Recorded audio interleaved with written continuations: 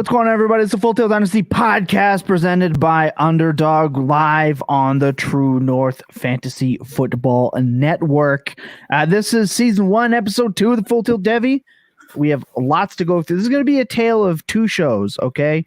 We're going to talk about a strategy and then talk about how one of us didn't follow that strategy, even though it's their favorite strategy.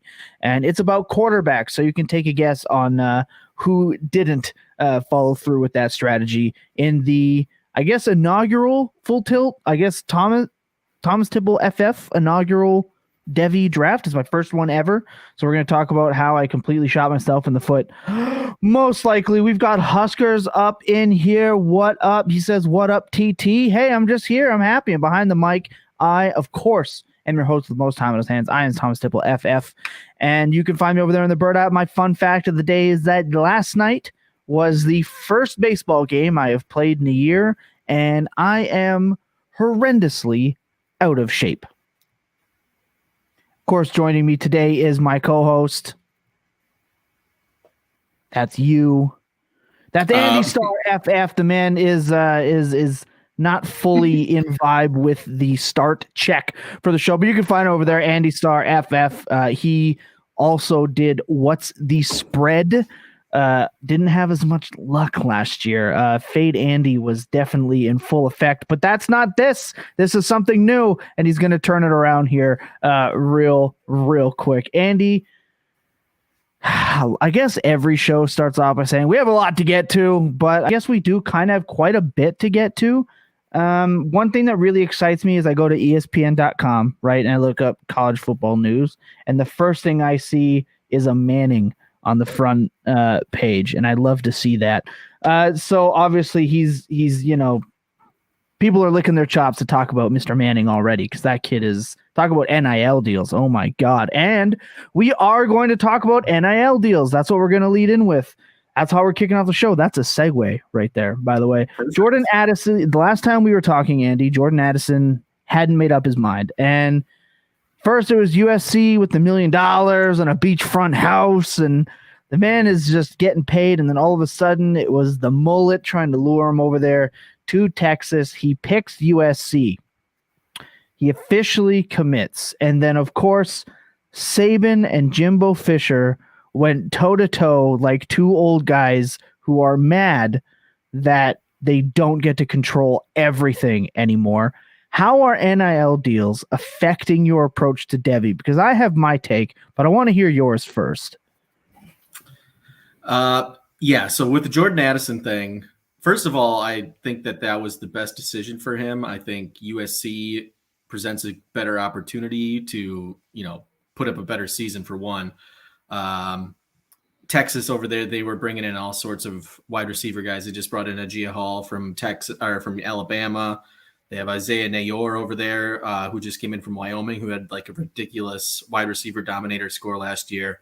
And then they obviously already had Xavier Worthy, who is put up one of the, better freshman seasons we've seen in a while. So, I think he's going to be the clear-cut wide receiver one over there at USC. He plays with Caleb Williams, who we love, and he gets to play under Lincoln Riley, which we love.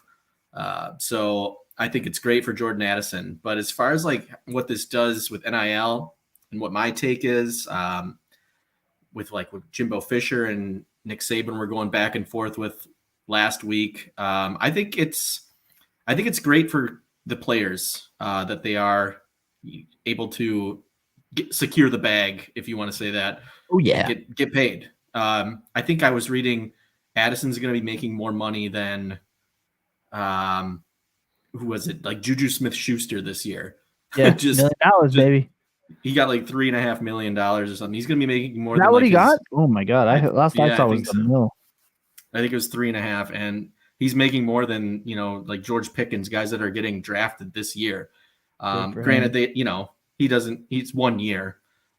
He still has to go out there and prove it, which I think he's already secured pretty solid draft capital. Even if he goes and shits the bed, he'll be fine. So, I think it's going to affect how we view, especially with these smaller school guys. They're going to head off to bigger schools. And I think that that's going to elevate them just in the NFL world, because they're going to be on a bigger stage. They're going to, get more TV time, and that's going to help their draft capital. As far as, the recruiting, like with Saban and Jimbo Fisher, I don't know what the ramifications of that are going to be. I know a lot of teams have already been over recruiting, especially positions like quarterback. Ohio State's been real bad at over recruiting, I feel like. I say bad. I don't know if it's it's a good problem to have.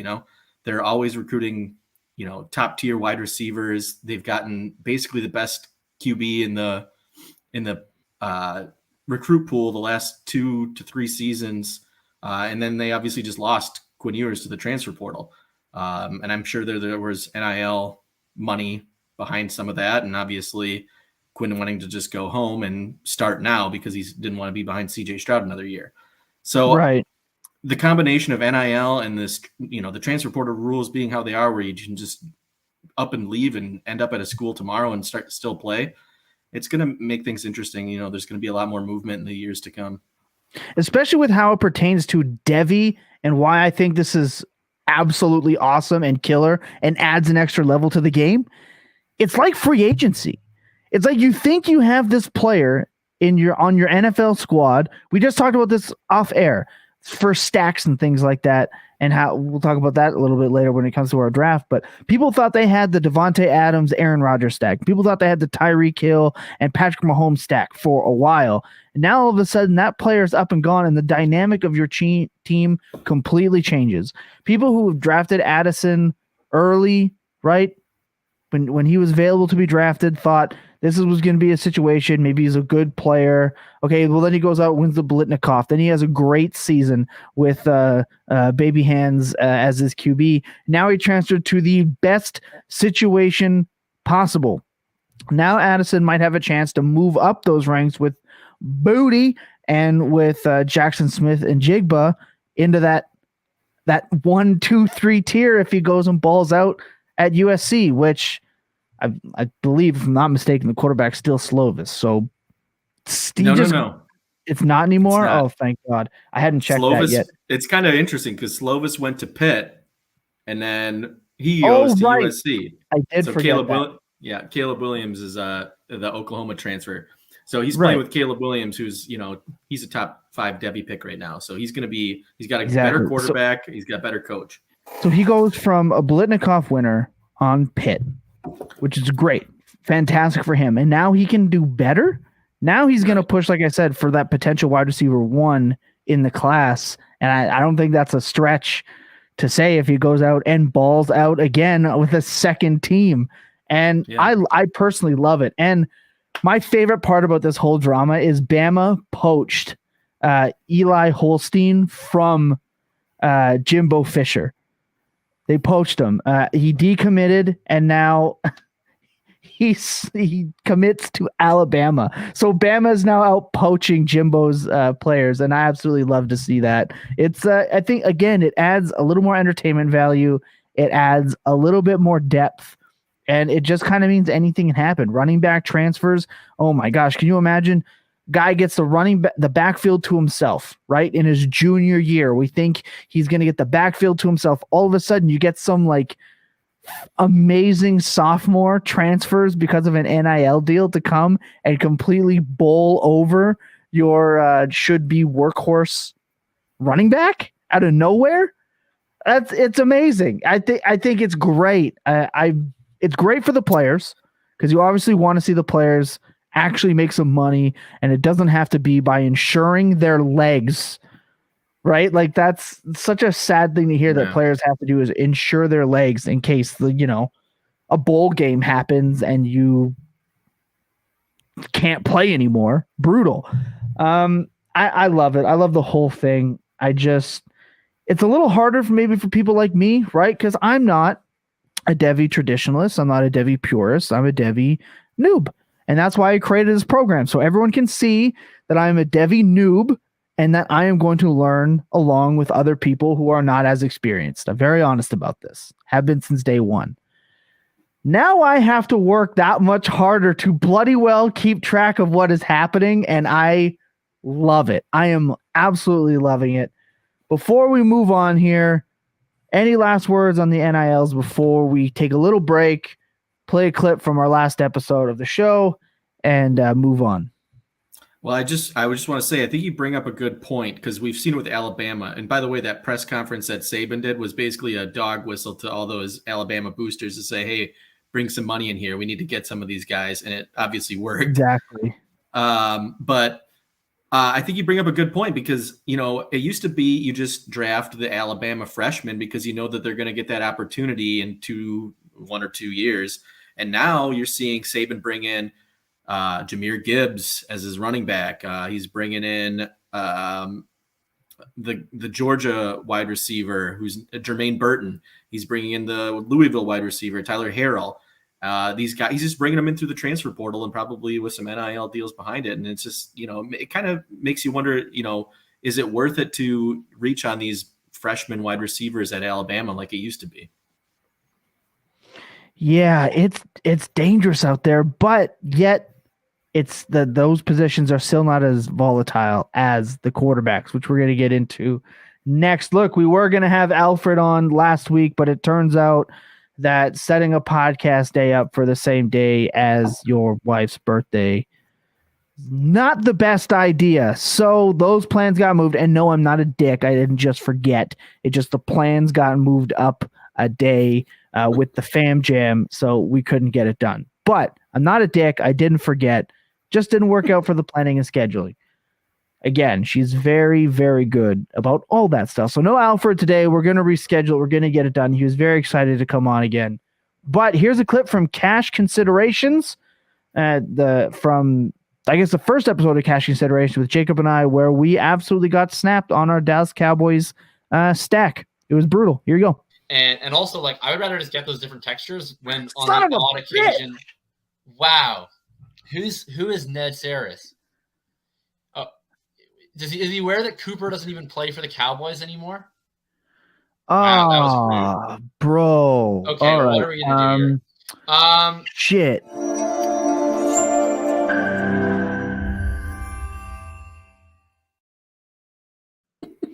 Look, you live best ball and you die best ball. Jacob and I had a very clear strategy. We drafted CeeDee Lamb in the second. We were going to go with Dak and Schultz at the 5-6 turn, right before their ADP. And dude absolutely sniped us there. And it wasn't the only time he sniped us in that draft when we were counting a stack. We recovered. We did regroup because, we're absolute legends. We regrouped. We're going to go with a Trevor Lawrence stack. Later in the draft, that same guy drafted Trevor Lawrence completely naked, no stack, just before us. I swear he was watching. He got in our draft, and he went in and sniped us. Anyway, speaking of best ball, the best place to play best ball is right there in the middle of your screen. If you are watching this, and if you are listening to this, I am telling you, go to underdogfantasy.com. Not only is Best Ball Mania 3 running rampant in the best ball streets, they just released the 2022 puppy. And you're going to want to do that. The puppy is now live. $5 entries, $500K in prizes, $75,000 to first place. And there is an advantage to drafting early. Hell, the winner of Best Ball Mania 3 drafted in June there last season. There is a benefit to drafting early. And luckily for you, if you haven't played before, you're watching this, you're listening, you're like, I haven't done it. I don't know if I should. You should. And you should sign up with promo code Full Tilt because they will deposit match you to up to $100. That is not a little bit. That is 4 free entries in the Best Ball Mania 3, and that is 20 free entries in the puppy draft. We have you covered for your best ball this year. And if you're not, I don't know about best ball, man, you can play Pick'em, and it helps you get into your game. If you are watching a college football game and you want to see, Nebraska over 200 yards, you hit Pick'em, bang, no problem. You want to see if Peyton Manning is going to score 3.5 touchdowns, well, you can pick them. It's great. It's fantastic. It adds the extra layer to your sports watching experience. go to underdogfantasy.com or go to the App Store, download the app, use promo code FULLTILT, get your deposit matched up to $100, and help increase the joy of watching your favorite sports and increase the size of the bank account. And you can even watch cash considerations with Jacob and I, and we'll guide you through it if you need a little bit of extra help. Andy? Yeah. Let's do this. Volatility in Devy is a real thing, and it is real terrifying. It is a scary situation. But just like in Superflex, in your regular fantasy football drafts, just like in Superflex, it is so important to manage your quarterback room appropriately, or you are going to be left behind. What is it with quarterbacks in college that makes it the most volatile position in fantasy sports? I don't have the answer to that. I wish I did. If I did, I'd probably be a better drafter. I talked last week about Sam Howell screwing me over big time this year in a couple Devy leagues. But yeah, I mean, you don't have to look back too far. Let's just go back to 2021. You look at the first round of Devy drafts. You had Sam Howell, DJ Uyunglele, you had Spencer Rattler, and you had Bryce Young. And that was about it for the first round Devy picks. So Sam Howell, he ends up being a 5th round draft pick. DJ U, who had his first full season as a starter, posts a QBR of 43.2. Goes from basically a top 3 Devy pick to now his ADP is 118. That was a couple weeks ago. It might be lower now. And then Spencer Rattler obviously got benched for Caleb Williams. His yards per attempt dropped from 9.56 to 7.93. And he also went from a top 3 to 5 Devy pick. Now his ADP is at 60. He might be able to recover. We'll see, but obviously it's not what you want to see. Bryce Young, obviously he wins a Heisman. He had an amazing first season as a starter. So that's one where you could say, okay, the bang was worth the buck. His ADP rose to 2 and he's doing all right. But again, 2nd and 3rd round picks for Devy last year. You had guys like Keaton Slovis and Carson Strong who went undrafted. Jaden Daniels from Arizona State ended up having to transfer to LSU. He might not even be a starter this year. JT Daniels for Georgia he got injured, and then Stetson Bennett obviously became the starter for Georgia. Now JT Daniels had to transfer to West Virginia. So these guys aren't, they're not holding their value.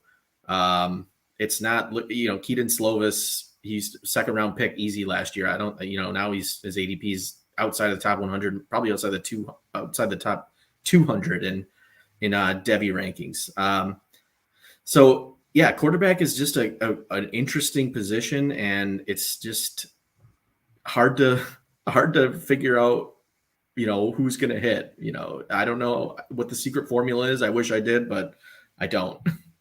Well, when you're talking about regular fantasy football, and one of the biggest differences, right? When you're talking about regular fantasy football, you have a Baker Mayfield who comes out, he has a great start to his year, then he has a bad year, and then he kind of recovers a little bit. You get to sit on that player for like 4 years, right? Sam Darnold got starting value for 3 years. Even going into this, 4 years, going into this year, he's still going to be the starter unless Corral actually beats him out, which I don't see happening.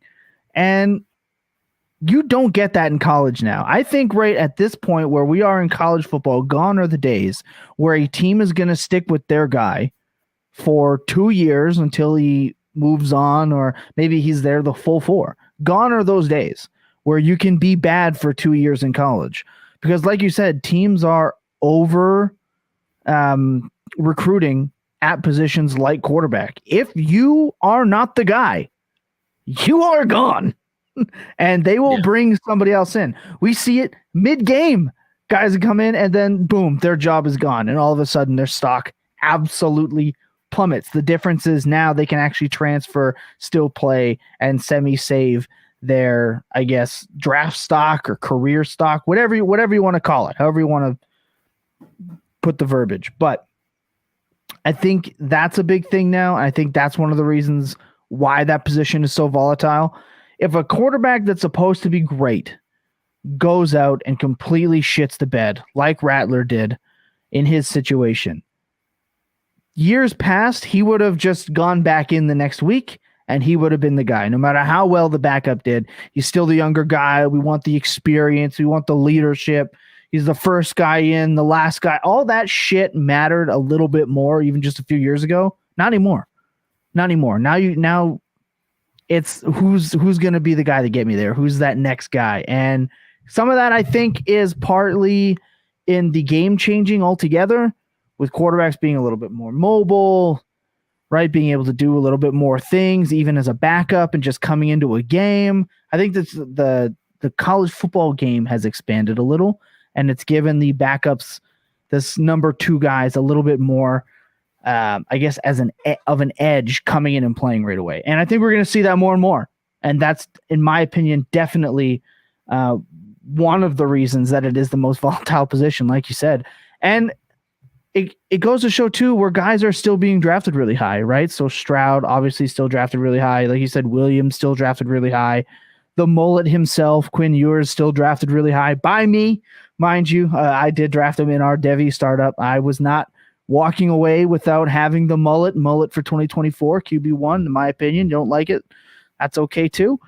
But the next point we're going to hit here, and I think it's just as important, because there is a conversation in fantasy football all the time about insulated value at the positions, and wide receiver seems to be the only one that sticks, because in our notes here, you have wide receiver and running back being 2 positions that have insulated value. And I guess in a sense, running backs do as well if they get the draft capital and blah, blah, blah, blah, then draft capital and landing spot and athletic scores and whatever. Devy, it's not as important, right, at this state. So there is a little bit of insulated value here for running back, just absolutely goes off. So why don't you walk us through the insulated value with wide receivers and running back? And let's talk about first and fourth round RBs as well. Why don't you kick it off? Yeah, so we'll just start with the wide receivers. So you're looking at, like, let's go back to 2021 again. You got wide receivers. You got Kayshon Boutte, Treylon Burks, David Bell, George Pickens, Garrett Wilson, Chris Olave, Raheem Jarrett, Jermaine Burton, Quentin Johnston, Drake London, JSN, and Addison. Now, all those guys, I think you could consider, if you want to call some of them a miss, I think you'd look at like Raheem Jarrett, Eric maybe, Gray. Well, yeah, for like the running backs for sure. Right. But yeah, so those guys did, they maintained their value. Marvin Mims is another guy who you could say maybe lost a little bit of Devy value, but both him and Jarrett are still top 50 Devy picks. So, they're still holding value for you.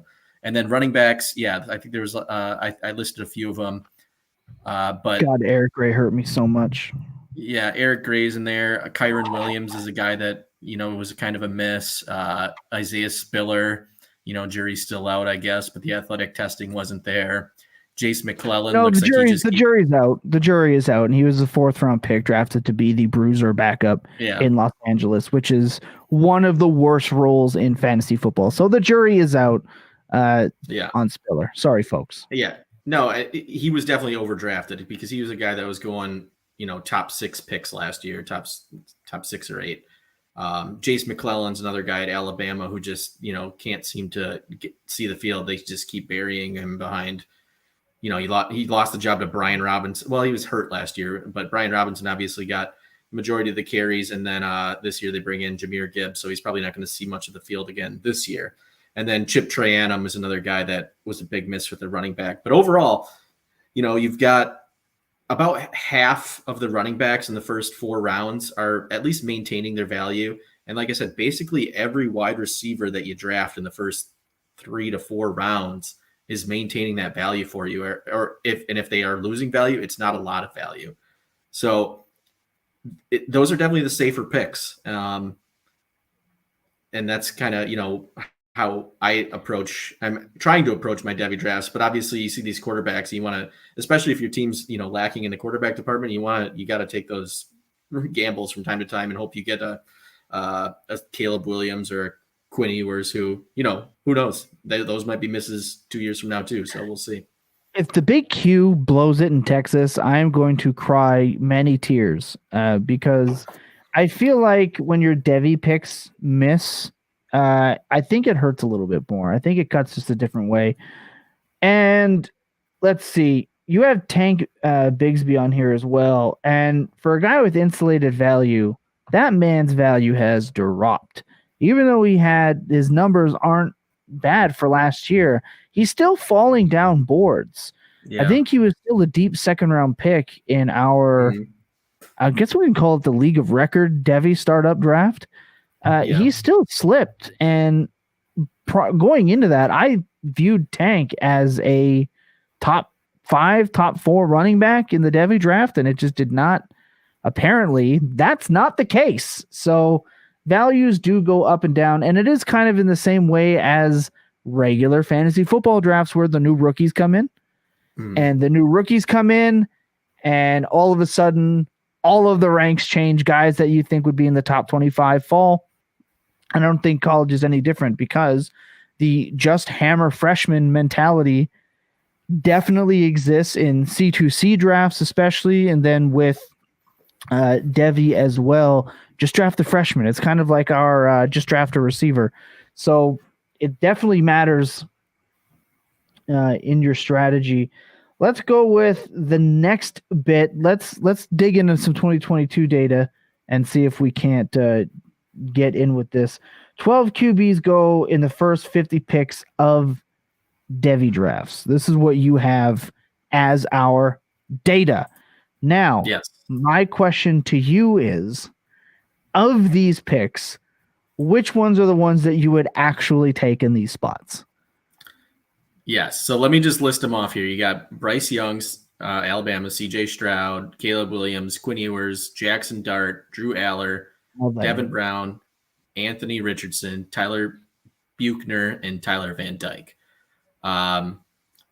So yeah, like which ones am I going to take? So which ones do I? Let me just start off by saying, like, so looking at last year, we saw basically 75% of these guys taken in the first 3 to 4 rounds lose value. So, you're looking at probably 3 at least to just be complete misses. And then, you could probably look at 3 to 4 that are probably going to maintain their value or be hits.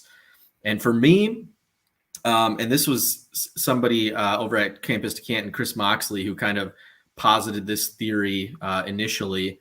It's the freshmen. It's the freshmen that maintain that first year value. And a lot of the reason for that is because they don't even see the field. So, there's not expectation yet. So guys like Drew Aller and Devin Brown and Quinn Ewers, I would bunch in with that. He's not technically a freshman, but, he was initially in that class and then obviously reclassified as a freshman last year. But Drew Aller is probably a guy who's going to sit behind Sean Clifford at Penn State for at least a few games. And yeah, like I said, his value is going to intrinsically go up just based on him being a year closer to playing in 2023. Now, if Sean Clifford sucks and Aller gets put in, I don't think that's going to hurt him either. He just needs to be not terrible. Like guys like Jackson Dart got put in last year. They played all right. He wasn't great, but he's obviously still getting drafted as a top 20 Devy pick right now. His name is amazing. It is. But Devin Brown at Ohio State's the same story. He's going to sit behind CJ Stroud this year, barring an injury. He's definitely not going to play. So he's just going to be a year closer to starting next year. So his value can only go up. And right. Quinn Ewers, he will play this year. At least we think he will. There's some, I think it's just, clickbait at this point that Hudson Card and him are in a QB competition, but he's in such a high powered offense. I feel like the numbers are going to be there. And if he sucks, then, we'll find out, but I'm going to be so sad. I don't think he will. He's the best QB prospect recruit in the history of recruiting services. So, you got to take that for what it's worth, I guess. And, until Manning comes around. No, he's better than Manning as far as the recruiting services are concerned. Yeah. Oof, So we'll see. Yeah, he's got the tools there. He's got Bijan, who he can rely on. He's got Xavier Worthy, and then those guys like I talked about, Isaiah Neyor, Jatavian Sanders. So there's people there that can help him. So even he doesn't have to be great, but I think he will be great. As we're moving closer to college football kickoff, oh my gosh, I think that's next month even, if I'm not mistaken. May. Oh no, it's a couple months away. We're a couple months away. I think it's August. So we're a couple months away. As we get closer, we are going to kind of isolate a couple of teams and what we're looking for. That is definitely in the plan. Look forward to that. Texas is going to be one of them because, like you just mentioned, lots of different ways it can go. Look, we're going to take a quick break. When we come back, we are going to do a shot from deep. We're going to talk about the player in the 23 class. We're going to go through that, and we are going to finish off with some fan cues. And don't forget, we are still going to discuss our League of Record draft because our last show, it had kind of started, and now it is over, and it's time to do some very important reflection and running back roasting because there's a couple things that I can't let slide, and we're going to talk about it. I don't really care about the first 6 weeks that much in a tournament where it really comes down to what you do in week 15 through 17, right? Like that's where the $1 million is won. So if you were to tell me, like, to me, I kind of like, I'll take the first 6 weeks where I expect Hollywood to be the clear lead receiver. I mean, Hopkins is also old. Like, I don't think it's inconceivable that Hollywood just out targets Hopkins even when Hopkins comes back. But I don't know if Marquise Brown would be in this early round 4 conversation if Hopkins wasn't suspended.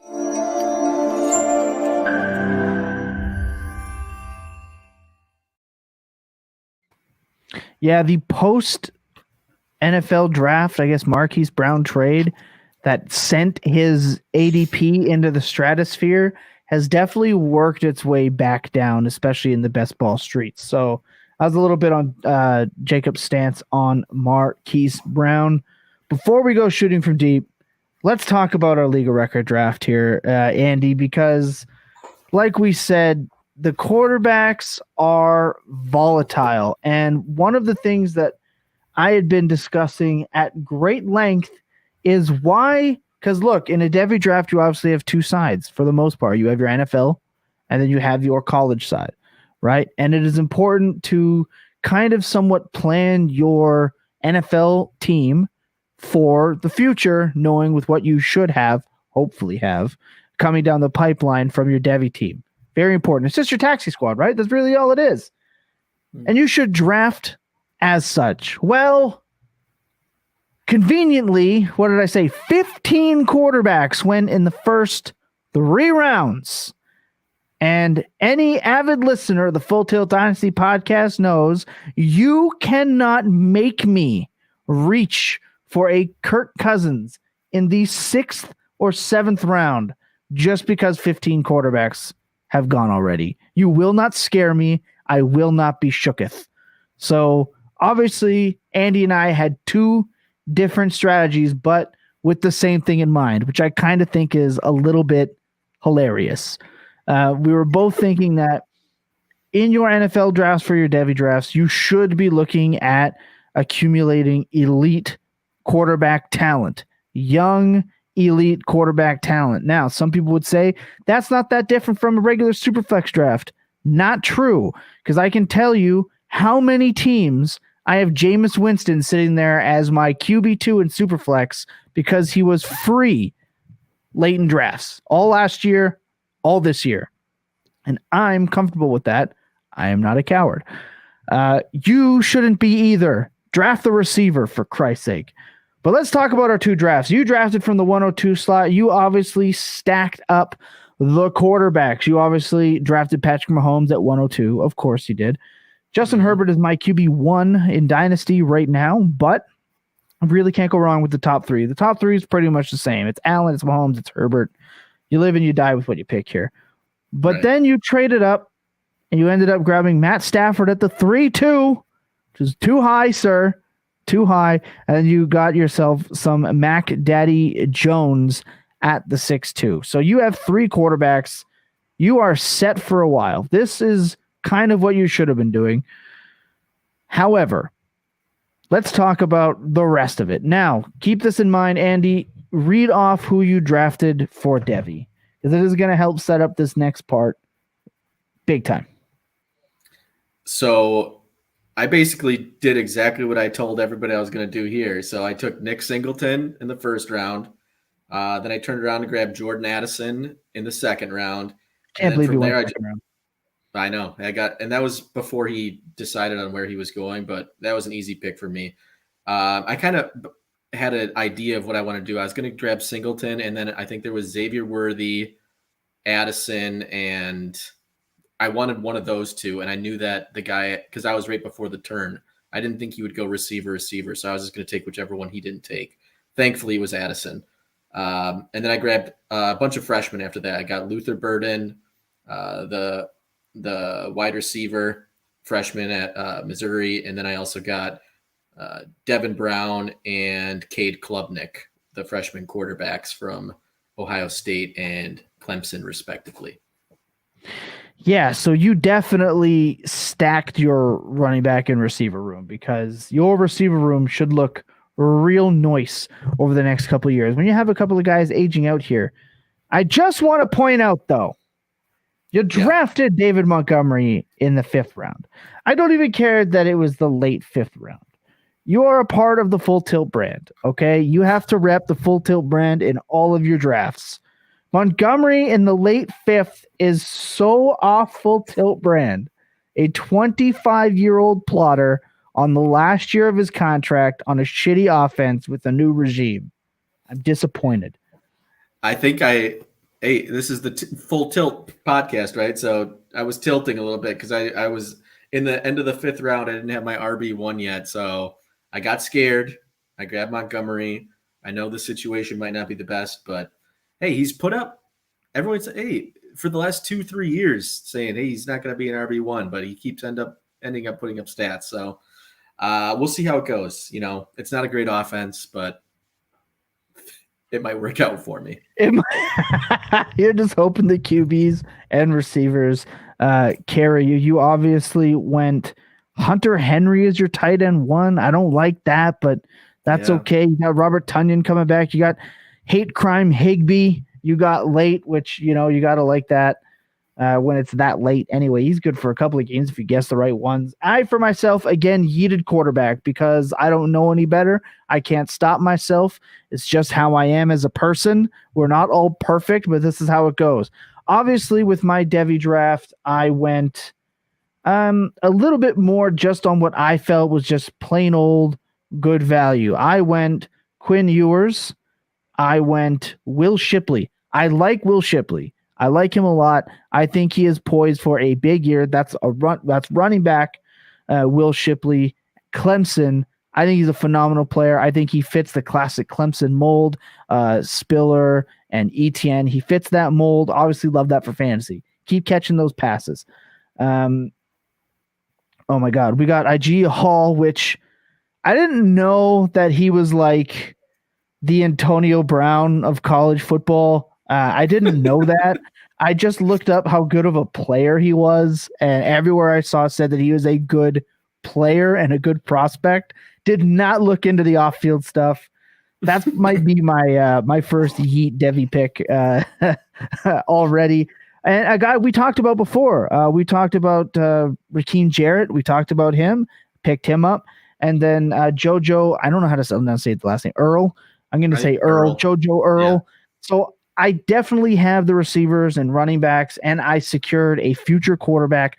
I'm okay with this. I'm okay with just I took best player available on my board for what I knew, which wasn't a whole lot, I'll be honest. And my NFL draft, I mean, hey, it's one of my favorites.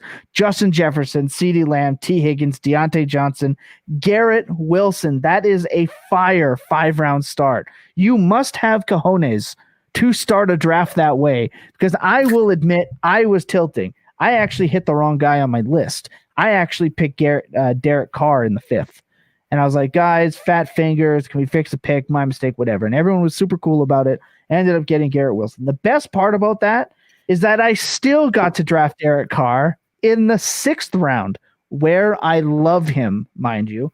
And he's got the age, he's got the contract. I'll have him for a couple years. I'm not as panicky. Schultz at the 7-7. Love that pick in a premium. Schultz is a fantastic player. Tom Brady, 8-6. That's free money. Mike Williams, DeAndre Hopkins. My first running back comes off the board with Kareem Hunt. So Shipley, I need you. I need you badly. I need you to ball out. And that's part of it. That's what I love about it. As we were drafting this, I was thinking I need a running, and then the Devy draft popped up, and I got my running back, and now I am all in on him. I got to ride the hype train. Love him as a player. Now I got to hope for him. And if he fails, you're panicking. That's what I love about this. That's what I love about this format. It's like a minor league system for baseball. It's just fantastic. It adds that depth, and I definitely love that. Now, that being said, I did draft Corral and I did draft Howell in the 12th and 13th because maybe they get starting jobs. That makes them a little bit valuable in Superflex. You got to roll with that. And obviously Singletary, the real RB1 in Chicago, Herbert in the 15th round. And then it's just a bunch of Robert Woods and Chenault and Dobbs and McKissick and Calvin Austins and a bunch of randos. But that's how it's going to go. Look, the legal record is going to be a great time in the Devy Square. And we both kind of had the same knowledge of strategy and went 2 completely different ways. And I love that. I kind of wish Alfred was here to absolutely roast us. No lie, I was in Alfred's DMs. That's Alfred JF on Twitter of C2C.com. I was in his DMs asking him about which pick to take in the Devy draft. I was getting a little bit of insight, had to, prone for some knowledge. I went against what he said. He said, I was going to say it. He said to draft Booty, and I drafted Ewers in round 1. So, I mean, I may reach out for advice, but I'm not always going to listen. I got my own, and I'm an individual. I was going to say, there's no way that Alfred told you to draft a Gia Hall. No, at that point, I didn't want to harass him for everyone, but I think that I don't know what I was thinking there. Yeah, that was a rough one.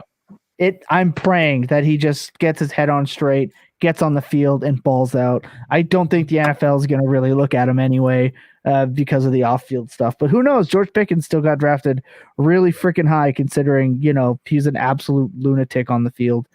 So look. We're going to take another quick break. When we come back, we're going to take a shot from deep, and we're going to wrap up. We're going to get you on with the rest of your Thursday. Sit tight and enjoy. This is a clip to further make my Spiller argument. This is our show with Noah Hills of Player Profiler. The big back roll in LA sucks. It's a bad roll. Like you're spinning a die, hoping for a touchdown so you can get 9 fantasy points. Otherwise, it's terrible. I agree. This is like I hate this. Anyway. I agree. That's why I wanted to point it out, though, because some things we were saying used to prop up Dameon Pierce, we use to kind of slight Spiller. So I just thought that was very interesting to me.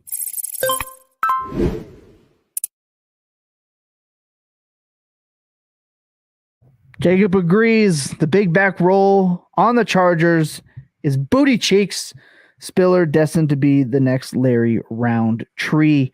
Andy, you have down here shot from deep. Take your deep shot before we get out of here. Yeah, so I wanted to look at a guy outside of the top ADP 100 and see, if it's somebody who we can project as a first or maybe second round dynasty rookie draft pick in 2021. And I tweeted about this a couple weeks ago now. It's a guy that when I was on a quest to search for the next Deebo Samuel, which I fell down a rabbit hole because of Josh Larkey, who was talking about Wan'Dale Robinson being the next Deebo Samuel, which I don't agree with. But besides the point, I ended up doing a little bit of a deep dive into the college ranks, and I landed on Dante Demas, who's going to be a 5th-year senior at. Ooh, don't like that. Yeah, me neither. But right there, that's Christian Watson territory right there. This is the next Deebo Samuel, who is also a 5th-year senior, so it checks out. But basically, what we're looking for in that prototypical type of player would be a guy who combines size and speed. So Dante Demas is 6'3", 217 pounds. Right now his Devy ADP is 124. He only played in 5 games in 2021. He finished with 28 receptions for 507 yards and 3 touchdowns. The yards per team pass attempt in that stretch of 2.69.